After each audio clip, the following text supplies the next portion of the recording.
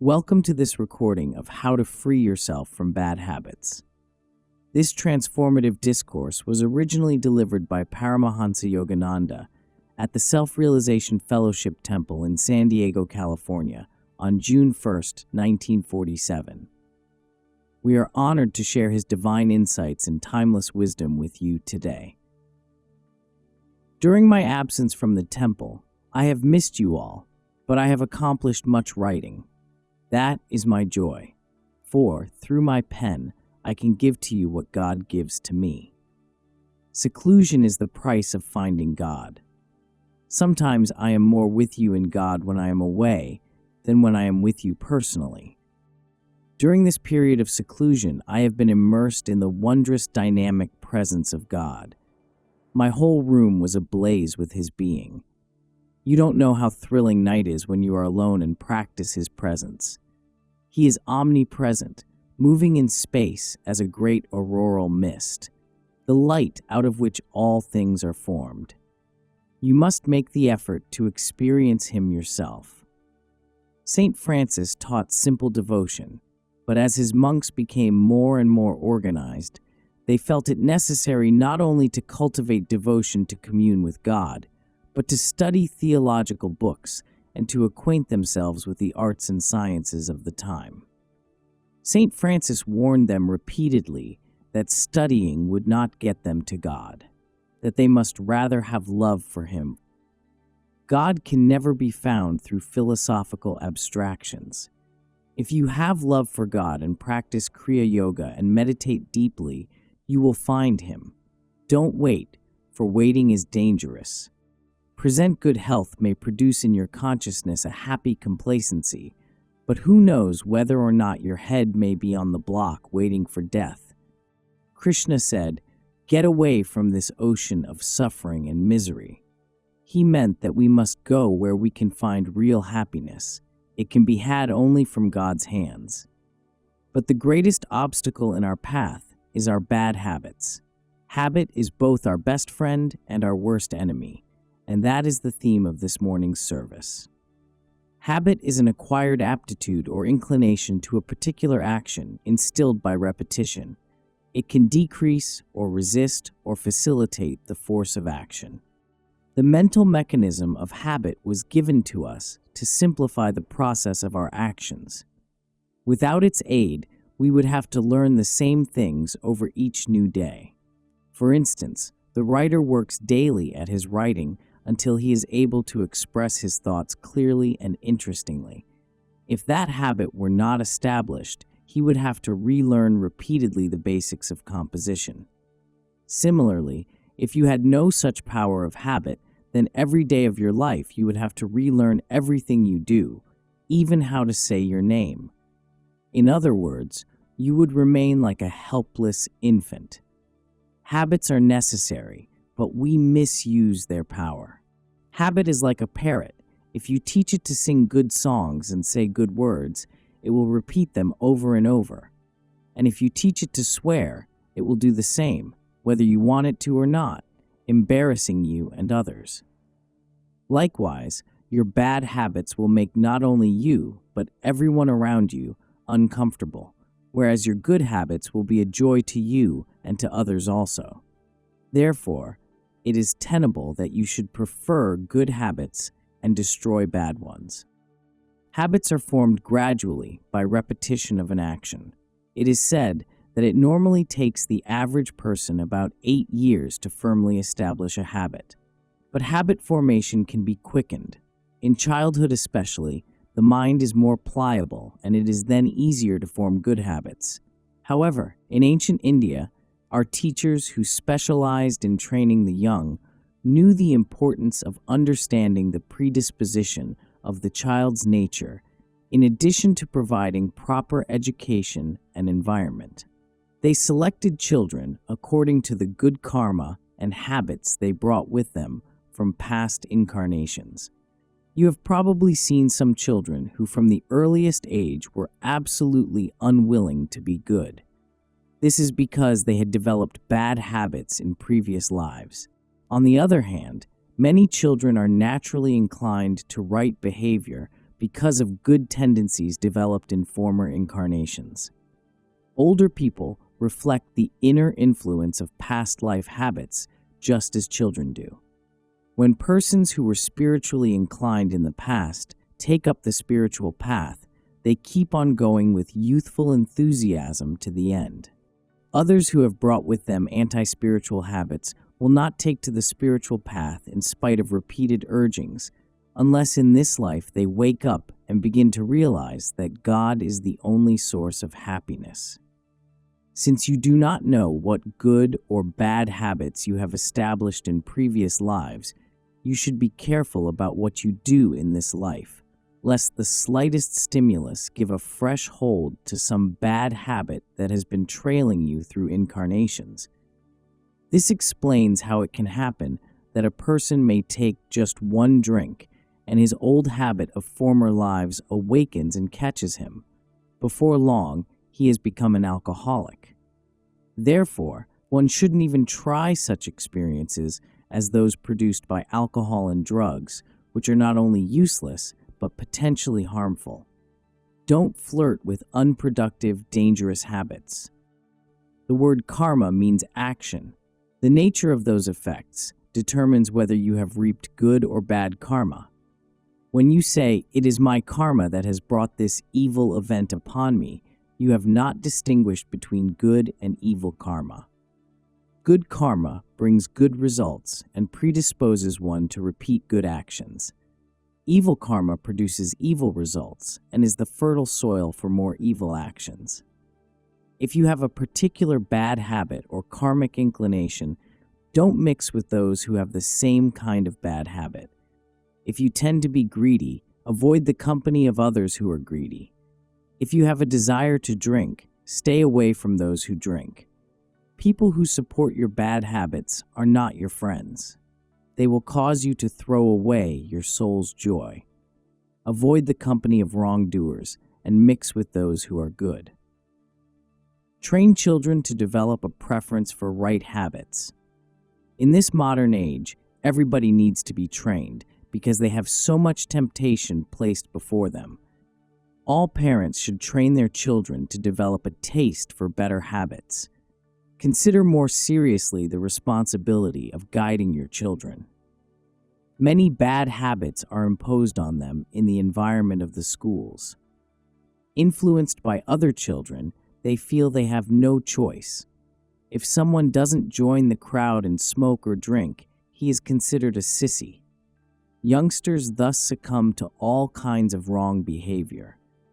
I know so many boys and girls who have taken to drink and smoking. And even worse, those young children that I have taken into the ashram for training, I consider my own, and my heart goes out with them when they go into the environment of the public school. I tell them, don't be a doormat, dare to be different, and to say no when others try to persuade you into wrong ways. Coeducation is a total failure. You will learn this sometime. Coeducation for college-age students is less questionable. The very fabric of your family life is being destroyed because of the lack of moral and spiritual education at home as well as in the schools. You must do your part to teach your children to resist evil. You have here such a great nation, but the abuse of freedom is the road to destruction. When I was a child in India, we were given strict moral and spiritual culture at home. Mother used to tell me, never desire wealth. I asked why, and she said, it will make you a slave. We were never permitted even to utter the word wine, because drinking was recognized as an evil habit. Reason with your children. Remind them that by developing wrong habits, they are wading into the cesspool of error. If they should go on in that way, it will be too late for them to come out of it. All the joy of life will be over for them. I know a young couple who were married just 4 weeks ago, and already they are unhappy and coming to me for advice. It isn't academic education alone that makes people happy. It is how to live education, how to develop a harmonious, moral life, stronger willpower, and spiritual understanding that will bring happiness. The women in this country have much devotion and spiritual inclination, but as mothers, few of them properly train those ideals into their children. The boys here would be wonderful if taught how to develop their won't power. When you say no to temptation, you must mean no. Don't give in. The spineless weakling all the time says yes, but great minds are full of no's. The weak-willed become doormats for everybody to walk over and trample on. They deserve this treatment for giving in to their weaknesses. Remember, temptation may appear to offer something very pleasurable in the beginning, but it leads to restlessness, always seeking something different, always seeking new thrills. Resisting temptations isn't the denial of all the pleasures of life. It is to have supernal control over what you want to do. I am showing you the way to real freedom, not the false sense of freedom that in fact is compelling you to do what your habits lead you to do. Catering to your likes and dislikes is also to be avoided. They, too, are cultivated habits. When I came to this country and tasted olives for the first time, I didn't like them, but everyone was saying how good they were, so I ate them until I also learned to like them. To follow what you should do, irrespective of likes and dislikes, is what brings lasting happiness. Many times we dislike certain things that we should like because they are good for us. This is particularly true of our eating habits. If you mix sand and water and then plaster a wall with it, the mixture will stay put for a while. But when the water dries, the sand will fall away from the wall. In the same way, what pleases your taste does not always satisfy the needs of your body. If you could actually see its complex workings and how it is affected by what you feed it, you would not down coffee and donuts every morning as a substitute for a balanced breakfast. Most people are heavy meat eaters and neglect fresh fruits and vegetables in their diet. As a result, their kidneys and intestines are affected and all kinds of troubles develop. Meat is not an essential to health. In fact, it is harmful. The cow is supplied with all its nourishment merely by eating grass. The elephant and the horse get their strength and stamina from a vegetarian diet. Why do intelligent human beings cultivate such bad eating habits? Why do you persist in wrong eating even when you know better? Because you were not started out with the right habits. No matter what anyone says, you want to eat the wrong things because the habit of liking those foods has been established. That is the misuse of the power of habit. If from the beginning you form the habit of eating the right foods, you won't crave white bread and lots of sugars and starches and fried foods. You won't be used to them. Bad habits are like an octopus. They have many tentacles to hold you in their grip. And once they enwrap you, those octopus-like habits feed on you. They will destroy you. But if good habits have a hold on you, they will nourish you. Don't at all let your mind tell you that it is so hard to be good and so easy to be bad. It is much easier to be good than to suffer the consequences of wrong actions. It is a little difficult sometimes to resist temptation because your senses try to entrap you. But once you get into the habit of being good, it is very hard to be bad, because you know you will be beaten up within and without by doing something you know is wrong. There is no fun in having bad habits. Evil destroys all the fun. It satiates the mind so that soon there is no longer any joy in overeating, in sexual overactivity, in overindulgence of any of the senses. If in anything you overdo, remember, you are under the influence and in the grip of bad habits. For instance, if you have ulcers of the stomach and through habit continue to eat meat or hot or fried foods, which further irritate the stomach and take away the scabs formed by nature to heal the ulcers, the ulcerated condition will worsen and may develop into cancer or a hemorrhage. Rather, you should eat pureed and soft foods and other foods that do not irritate the stomach lining. Why let habit make you eat those things you know will harm you? Just as crime doesn't pay, so bad habits don't pay, because they will destroy your health and happiness and peace of mind, and they will also set a bad example for those you love. You must strive to conquer harmful habits now. Don't be a weakling. Stay away from the things that stimulate your bad habits, and always choose good substitutes that will bring you peace of mind and a sound, healthy body. Temptations are charming and strong, but you are stronger because the image of God is within you. No matter how many times you fall, you can rise again. But when you admit defeat, then you are lost, and lost is your peace and happiness. Train your will to be unenslaved. Saint Ignatius of Loyola was called the saint of willpower. He was not satisfied to wait for the grace of God to descend. He trained his will so that he could commune with God at any time. He said, "I can find God at all times, whenever I wish, and any man of good will can do the same. As the body can be exercised by going, walking, and running, so the will of man can be trained by exercises to find the will of God." That is what I believe, to train your will, to have complete mastery over your will, so that you can do the things you ought to do with a will unbound by bad habits. One should have freedom even to cut his own throat if he wants to, but he certainly should not use his freedom, his free will, to do any such thing. It seems, however, that in the name of freedom, it is human nature to want to do the very things that are not good for us. Tell the self-willed person to do something that is good for him, and he will want to do exactly the opposite. People who behave in this way are childish and immature. When one is ripe with wisdom, then he is a truly mature human being. Age has nothing to do with it. A slave is a slave. No matter how he tries, he can't do without the thing he is a slave to. Never allow yourself to be enslaved by anything. You have all the willpower in the world to break any habit. The power of divine will is always with you and can never be destroyed.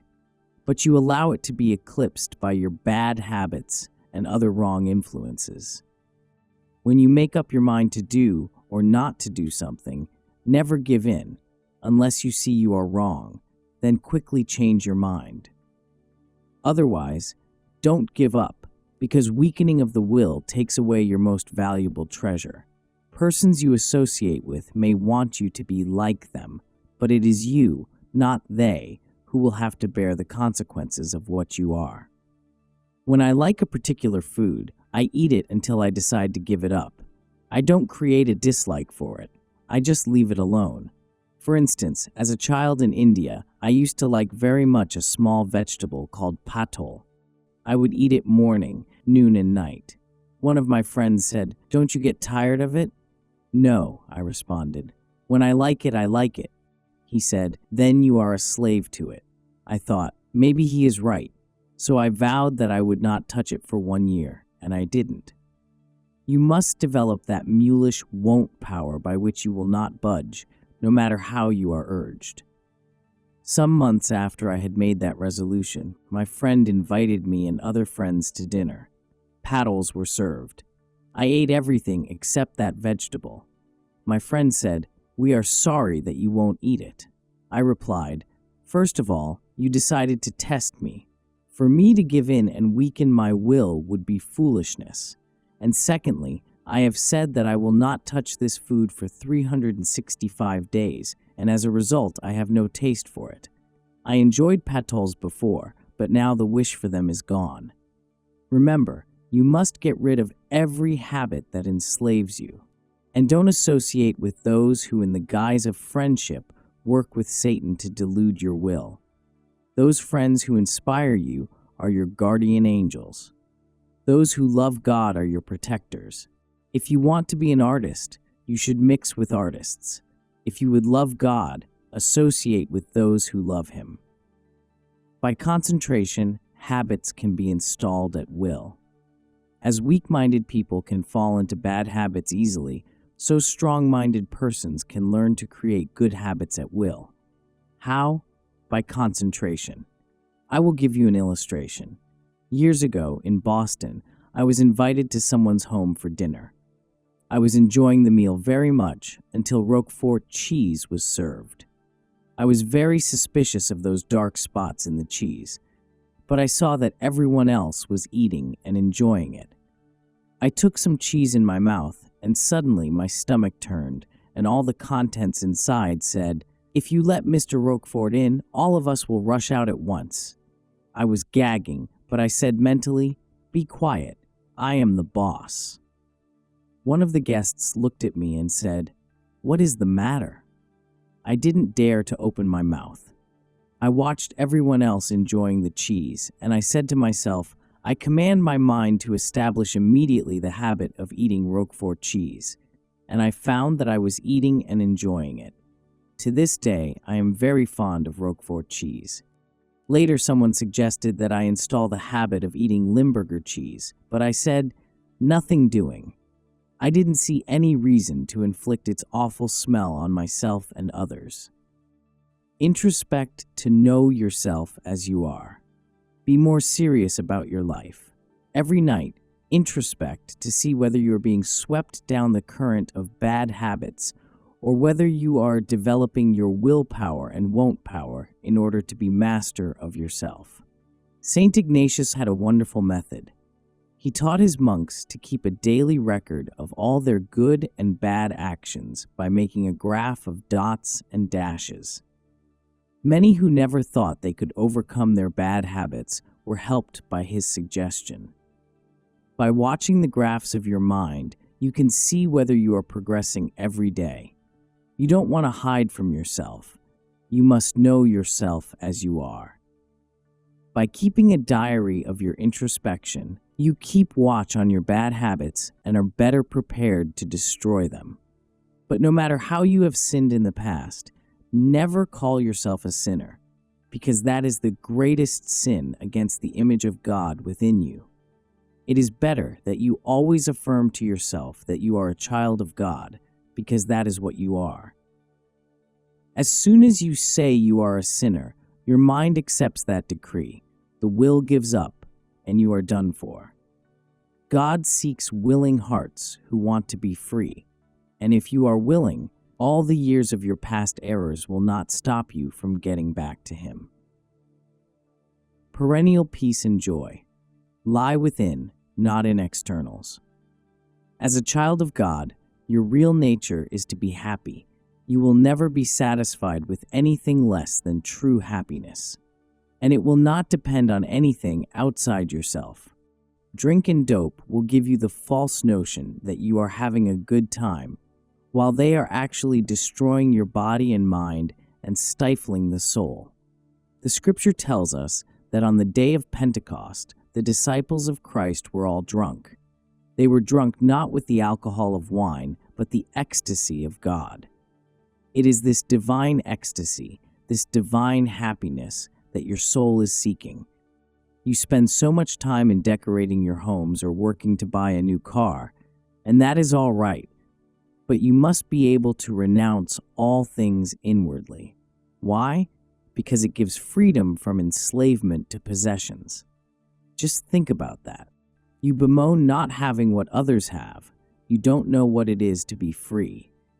The contrast of the happiness within your soul outbalances all the pleasure that you can get from your senses. So don't spend too much time seeking and caring for possessions. Yes, it is good to be neat, but don't be overly fastidious. After you have cleaned things, they are soon dirty again. Be spotless within. Make your inner self a temple of God. Make it a temple of the mystic life of the universe. Then you are king of everything and not attached to anything. That inner renunciation is the greatest way, greater than merely following the path of outer renunciation, undergoing forced discipline with the inner self still attached to the body and possessions. Change your heart, for therein you can make an altar either for the devil of misery or for the Heavenly Father. Perennial peace lies within. not in outer possessions and conditions. God alone is sufficient, for in Him lies all love, all life, all happiness, all joy, all peace, everything that even in your wildest dreams you could not imagine. Cultivate a relationship with Him. Practice the presence of God every day, and never go to bed at night until you have practiced your Kriya and are filled with that joy. Have that eternal peace within and without. Then whoever comes to you shall feel your peace and be uplifted by it. You don't want to be a human skunk, driving away by your obnoxious behavior, your bad habits, whoever comes into your presence. You want to be a human rose, a flower of bliss, a bird of paradise. As soon as God touches you, all the fragrance of every flower is manifest within you. All the goodness and purity of God is within you. That is why it was said of Jesus, "Never man spake like this man." You cannot fathom the real nature of those who know God, because they are depthless. My Gurudeva, Swami Sri Yukteswar, was like that. He was apart from everything. The teaching of being united with God and thereby non-attached to everything else is yoga. The time to create spiritual habits is now. Since it may take 8 years to form a habit, if you want to be spiritual, you must begin to cultivate the right habits now. All of your life, you have been restless for things of the world. You sit to meditate and you become more restless. Then you say, "There is no use in meditating." But that is foolish reasoning. You have to live those 8 years anyway, so why not use that time to perfect your practice of meditation? The more concentration you put into it, the sooner you will develop that habit. Your mind will then be saturated with the habit of silence. And when that habit is formed, you will feel restless, not for the world, but for God. No matter what your work or responsibilities, you must keep your most important engagement with God in meditation. For all things will betray you if you betray Him. That is why I never miss my appointment with Him, especially at night. Don't go to bed until you feel the joy of God within and without. Then all day long He will be with you. Nothing can match that joy. Develop the habit of communion with that great joy which is beyond the state of sleep. Deep, dreamless sleep is an unconscious way of contacting the peace and joy of God, and meditation is the conscious way. The satisfaction of 10 million sleeps does not begin to describe the bliss you feel in conscious communion with God. Remain in that blissful calmness within your soul. When all things worldly and all secular concerns completely vanish and dissolve in the light of spirit, then you shall see Him. Don't wait until later to change your habits. Procrastination fosters more bad habits until the will is a prisoner and you think you can't change. Do not allow yourself to reach that state. So long as you are willing, God will help you. Technique for creating and destroying habits. When you want to create a good habit or destroy a bad one, concentrate on the brain cells, the storehouse of the mechanisms of habits. To create a good habit, meditate, and then with the concentration fixed at the Christ center, the center of will between the eyebrows, deeply affirm the good habit that you want to install.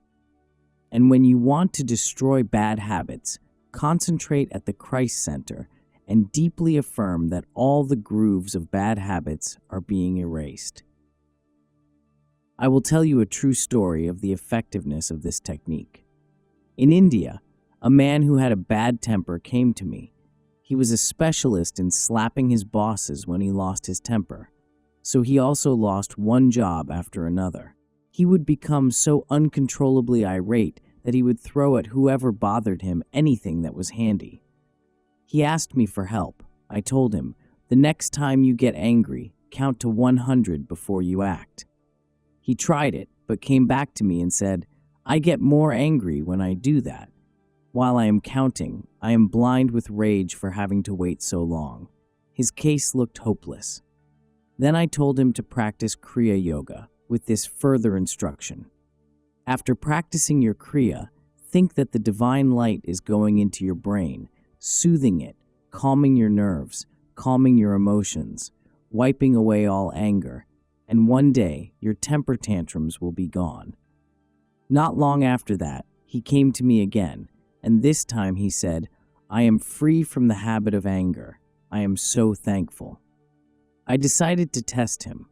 I arranged for some boys to pick a quarrel with him. I hid myself in the park along the route where he used to pass regularly so that I could observe. The boys tried again and again to goad him into a fight, but he wouldn't respond. He kept his calmness. Make-believe pleasures cannot substitute for the bliss of God. You should wish for 1,000 million deaths rather than enmesh yourself in bad habits from which you cannot free yourself. Money, sex, and wine were created as make-believe pleasures. They could never substitute for the bliss of God. Even if you do no more than pray sincerely to Him, His great joy will eventually come upon you. Naturally, God wants to test you with the taste of temptation and the lure of your bad habits to see if you really want Him more than the enticing pseudo-pleasures of the body. If you give in, you will get nowhere. If you keep pouring water into a pot, you cannot expect the pot to dry out. You must dry up the water of bad habits in the sun of good company, wholesome activity, introspection, and willpower, and above all, meditation and God communion. No one can help you unless you are willing to help yourself. As I said, if you are willing, then God Himself will help you. When Jesus prayed to the Heavenly Father, "Lead us not into temptation, but deliver us from evil," He meant, "Leave us not in the pit of temptation wherein we fell through the misuse of Thy gift of reason." Temptation cannot lead us unless we misuse our God-given reason. If once you taste the sweetness of God in meditation, you shall not be touched by temptation anymore. You will throw off your bad habits and go after Him. If you truly seek God, you will find Him. Thank you for listening to this recording of How to Free Yourself from Bad Habits by Paramahansa Yogananda. May this wisdom inspire you to cultivate the strength to overcome limitations and embrace the divine will within you. Remember, true freedom lies in mastering your habits, uplifting your consciousness, and attuning yourself to the ever-new joy of God. Amen.